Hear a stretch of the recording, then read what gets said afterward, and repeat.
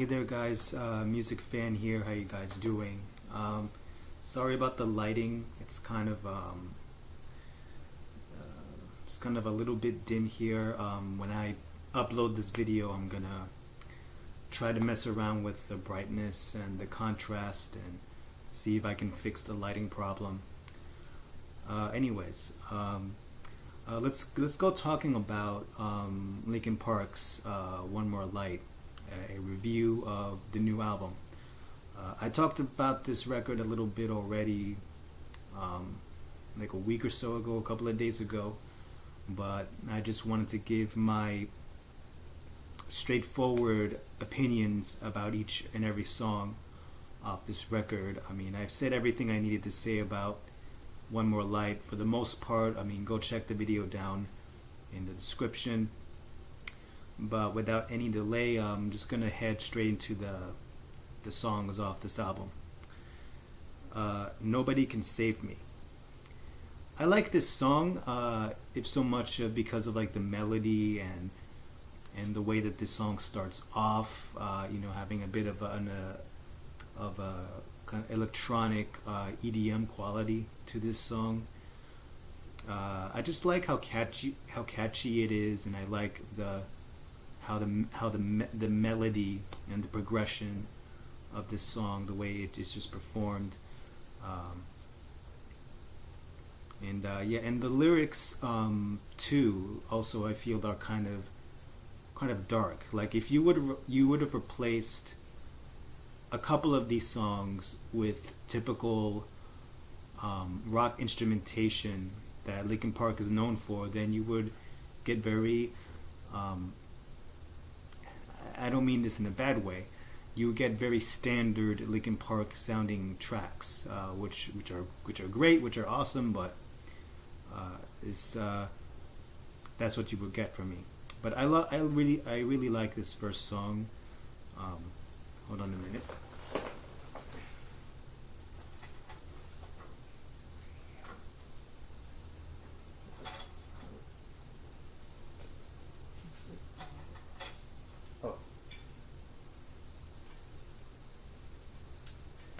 Oh, there we go.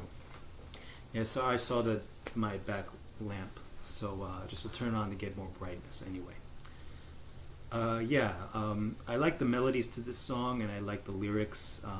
Kind of a dark sounding in the midst of this very bright sounding music, but I digress. Good Goodbye. This track, featuring Pusha T and Stormzy.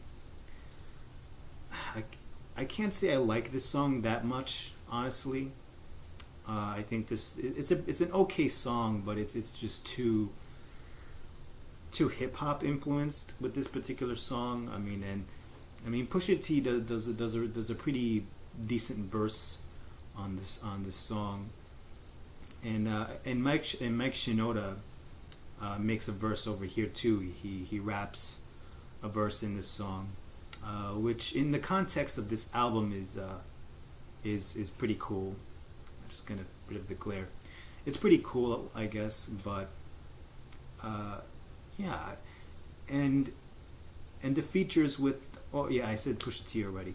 Stormzy, I haven't heard about him too much. I haven't heard any songs or any lyrics from him, but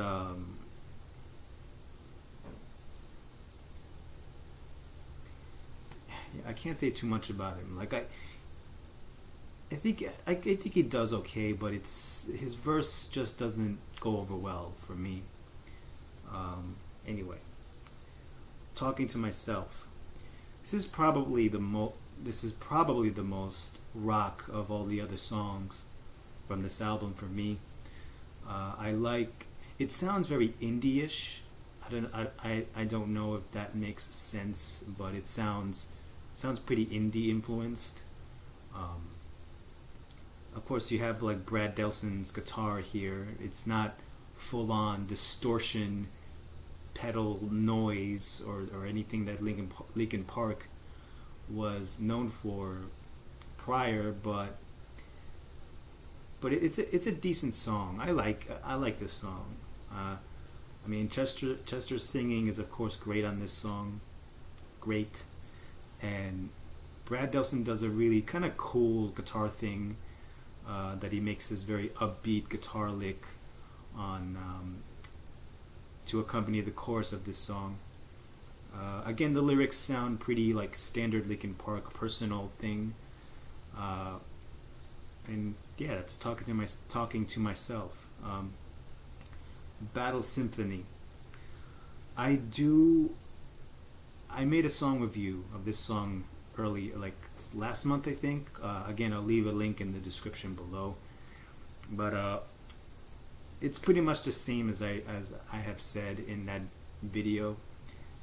It is a highlight, at least for me, just like Nobody Can Save Me is. Again, it's a lot more upbeat in character, and I like all the little flourishes of the elements here of electronic and a little bit of EDM, and the lyrical writing is a little more anthemic and more life affirming. It's obviously not my favorite Linkin Park song in the world, but for this record, it stands out, and it's okay in my book. I really like the song. Invisible. This is completely sung by Mike Shinoda. If I did my research correctly, apparently he wrote this song after an argument with his kid, and then inspired by that situation, he decided to write this song, considering that this was the most pressing thing on his mind when he went into the recording studio. And again, it's probably the most, this and I think Sorry for Now is probably the most indicative tracks that of what the band's mindset was in with this record, that they were more enveloped with their personal lives and the way that it was affecting their lyrical writing. So then they decided to find some sounds to accompany the personal lyrics. Quite a reversal from what they used to do before. I'd say this is another favorite track off of mine, only because like this, just the lyrical subject matter, and Mike Shinoda, he's a pretty good singer. I definitely like his singing on this record. I mean this song. It suits the song a lot, and I mean, he's no Steve Perry, obviously, but then again, who is? That's another discussion for another day. Yeah, Invisible, another favorite song for me. Heavy featuring Kiara. I already talked about this song before in a song review. I'm kind of, it's odd. I'm kind of liking this a little more than previously, than this is my song review, and yet I feel that this song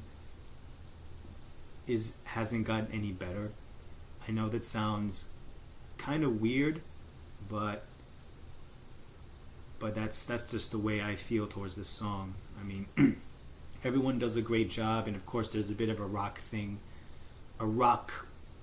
instrumentation that happens near the end, which sounds pretty nice, but it's not it's not amongst my favorites, me personally.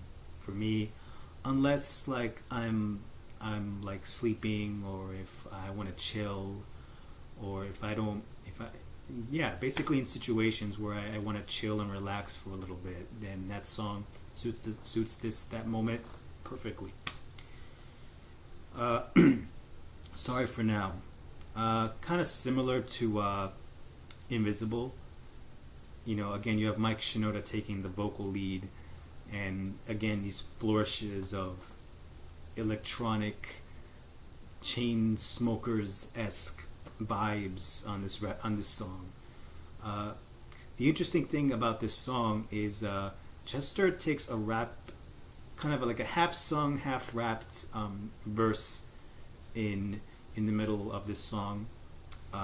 He kind of takes that and he kind of does this half sung, half rapped, which is interesting. I like this song. It's not my favorites, but I like this song if it's only for that switch, that role reversal, that usually Mike would rap and Chester would sing, and I find that kind of interesting. It's a really interesting execution for this record, and I mean this song. I absolutely despise that high-pitched, computerized vocal thing that happens in the chorus of the song. It's just annoying for me. I mean, I get that that's what EDM is, but like, for me, it just doesn't, like, if it comes off like in a way that translates well to me, then I guess I would like it okay, but just the way it comes out here is just kind of like ear grating for me. Halfway Right. This song I feel is okay because of Chester's vocal performance on this song, his lead vocal, and the na na na na nas on this song. It's nothing much to write home about for me. Again, you have dark lyrics that are set up against these very like EDM, happy, tranquil. I wouldn't say tranquil much, but happy music, poppy music that's juxtaposed against these lyrics. Nothing much I can say about halfway right. One More Light, the title track. I know that in interviews prior to this album, Mike and Chester and the band had said that this was the most emotional song off this record, and I have to say, it kind of is. Again, this ranks amongst some of my favorites off this record. Apparently this was written in a tribute to a friend of the band's, of their inner circle who passed away.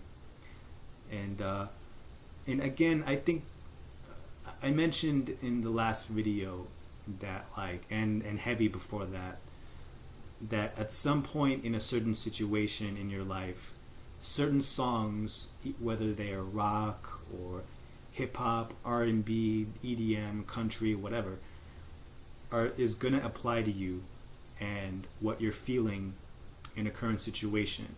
And I think, for me, this song is really a case for that. What I really like about this, what my favorite part about this song, of course, obviously, is the lyrics, which are really kind of heart-wrenching and pretty emotional.